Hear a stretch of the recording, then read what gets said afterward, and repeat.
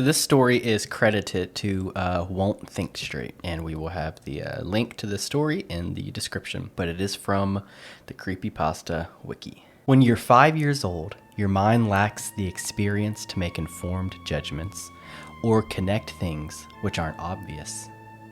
Over the years, the details get fuzzy and forgotten. Speaking with my parents the other day, they cleared the cobwebs, burying this story. I remember much too clearly the story of Gurgles and Bugman.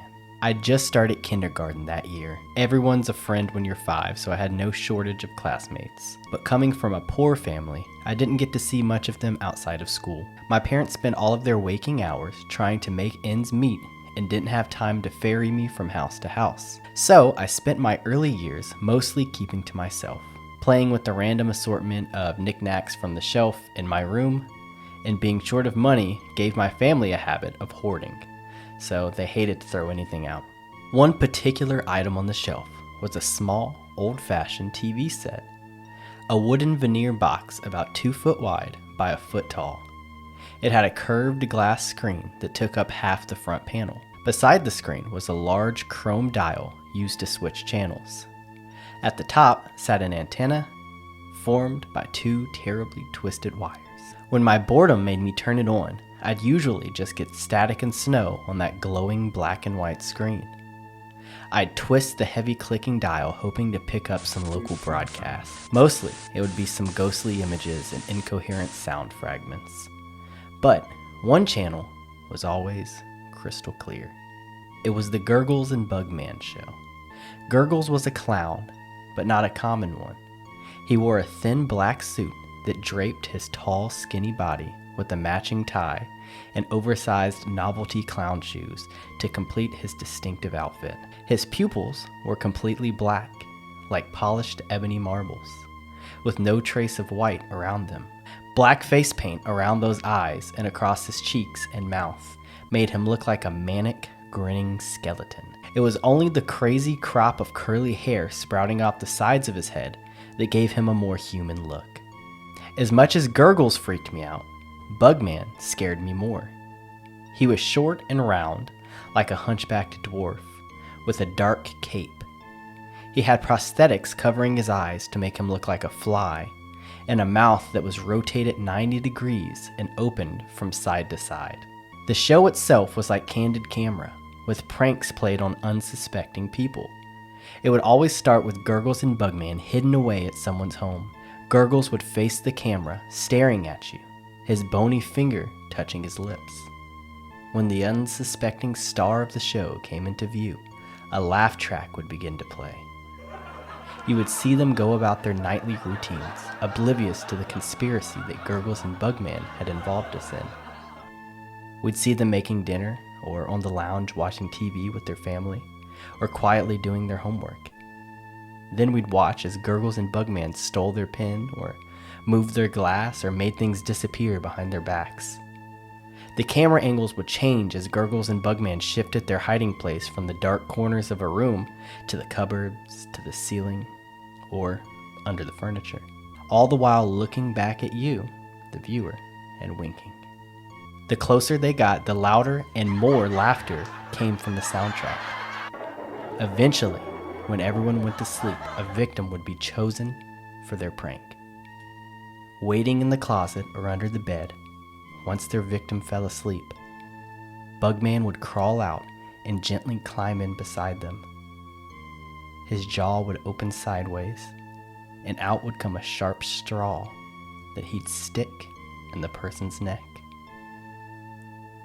This always paralyzed their victim, because sometimes you could see them struggle if they woke and saw Gurgles and Bugman on top of them. The laugh track would then be extra loud and uproarious those few times the victims woke. Gurgles would make faces at the camera while the audience laughed, and Bugman would use his straw to drink from the person's neck. When the victim stopped struggling after a few minutes, and the laughter would turn into claps and cheering. With Bugman finished, Gurgles' face would fill the whole screen with his impossibly wide, sharp-toothed grin. Then he'd whisper, "See you again soon." The way those all black eyes pierced through the screen always gave me the chills. I hated that show, but would always be too afraid to go near the TV while it was running. One day, the TV mysteriously disappeared from my room. My parents told my 5-year-old self that they sold it to pay some bills. I accepted that without question. I was kind of glad it was gone. But yesterday, when I asked them about that TV again, they exchanged nervous glances and then filled in some missing gaps from my childhood.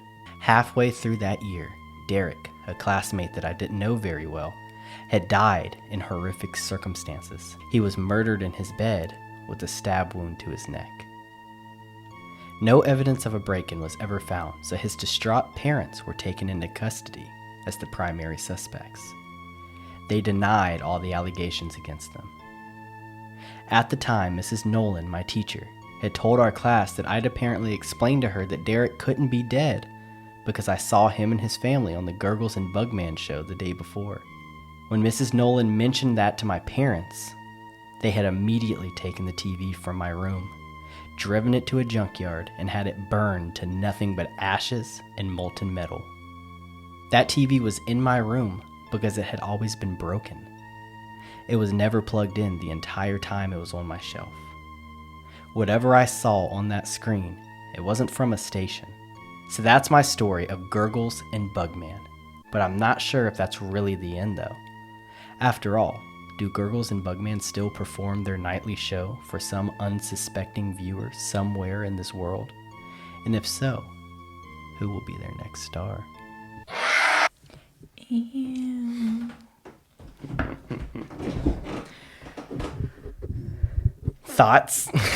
Did not like that. Gross. I mean, the good thing is, with that being a creepypasta, it's most likely just made up. Yeah. That sounds very made up.